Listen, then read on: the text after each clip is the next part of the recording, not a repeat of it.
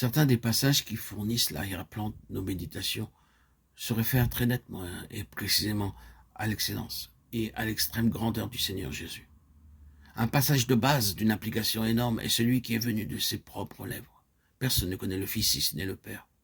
C'est une déclaration qui signifie, en d'autres termes, que seul le Père connaît le Fils, sait qui il est et ce qu'il est. Seul le Père sait tout ce que le Fils représente. Avec cela, nous avons la profonde déclaration de l'apôtre Paul. Mais lorsqu'il plut à Dieu de révéler en moi son Fils. Ceci se situe au début de sa vie en Christ Jésus. Et ce fut une révélation qui était destinée à devenir si pleine qu'après toutes ces années d'instruction, après toute sa découverte de Christ, à la fin, il en est encore à se trouver avec ce cri de cœur. Je regarde toute chose comme une perte à cause de l'excellence de la connaissance de Jésus-Christ mon Seigneur, pour lequel j'ai renoncé à tout. Je le regarde comme de la boue afin de gagner Christ, Philippiens 3,8.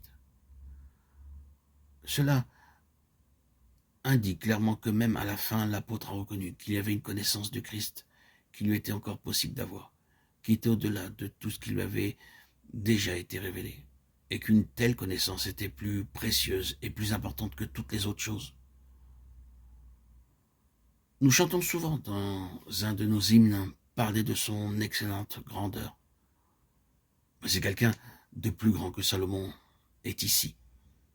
La difficulté sera toujours de comprendre, de saisir, d'apporter cette excellente grandeur, cette plénitude transcendante dans les limites de la vie et de l'expérience pratique quotidienne. Pourtant, il est nécessaire que cela soit, et notre approche de cette plénitude doit être du genre à nous la rendre d'une valeur immédiate. Car tout ce vaste domaine de puissance et de plénitude, bien que tellement au-delà de notre compréhension, est cependant pour notre bien et notre avantage présent. Dans ce compte rendu de la grandeur de Salomon, il y a quelques traits caractéristiques qui annoncent cette grandeur du Seigneur Jésus. Une grandeur qui, comme nous l'avons dit, est pour notre bien et notre avantage présent. Nous remarquons qu'il est dit de Salomon qu'il était roi sur tout Israël et qu'il dominait sur toute la région au-delà du fleuve, et quelqu'un de plus grand que Salomon est ici. Le premier trait caractéristique alors est celui de sa domination suprême, son excellente seigneurie, royauté, souveraineté. C'est d'une valeur pratique énorme. Cela opérait comme nous le voyons dans deux domaines. Il était roi sur tout Israël et il dominait sur toute la région au-delà du fleuve. 1 Roi 4, 1, 7, 20, 34. Ces déclarations suggèrent que le Seigneur Jésus est non seulement roi dans la sphère de ceux qui le reconnaissent comme Seigneur, ses propres achetés, mais que malgré ce qui peut paraître, il est roi dans un sens bien plus large. Dans notre considération, nous nous déplaçons beaucoup dans l'Épître aux Éphésiens et dans cette lettre, c'est la souveraineté universelle du Seigneur Jésus qui nous est présentée, non seulement sa relation à l'Église, il est la tête de l'Église qui est son corps, il est Seigneur là, mais il est en outre bien au-dessus de tout gouvernement et autorité, principauté et puissance.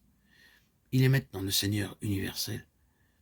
Il n'apparaît pas comme cela, tout semblerait contredire le fait, mais il est nécessaire que nous soyons amenés à voir que la royauté, la seigneurie, la domination universelle du Seigneur Jésus, en ce moment présent, ne signifie pas nécessairement que tous apprécient cette seigneurie, ni que pour tous dans l'univers c'est un règne bienfaisant.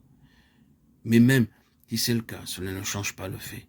Il y a d'autres choses qui montrent également le fait d'une manière très positive.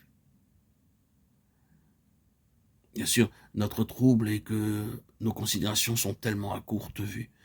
Nous vivons un court espace de temps et ce laps de temps est d'une importance tellement considérable pour nous que notre vue des choses est si étroite. Si nous pouvions seulement adopter la longue vue et voir les choses du point de vue de Dieu, combien le résultat dans nos propres cœurs serait différent.